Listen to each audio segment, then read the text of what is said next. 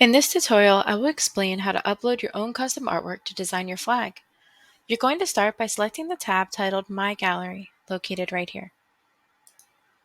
Here there is the option to upload an image.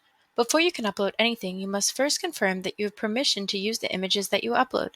Selecting this option right here will confirm that you have permission and will allow you to choose an image from your own library. Then you can click on the button that says Upload Image. You will then be offered the option of pulling your file from your device, which I will do now.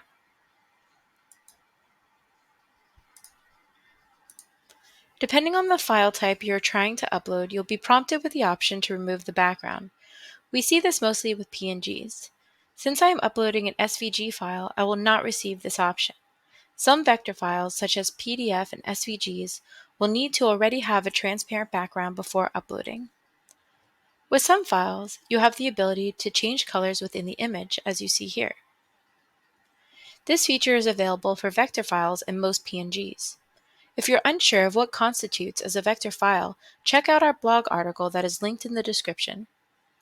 We strongly recommend using vectors to ensure your image comes out clear when printed. Once your image is uploaded, you can resize, rotate, and move the image. You can also delete anything you added that you no longer want to use by clicking on the element and selecting the trash icon in the bottom left corner.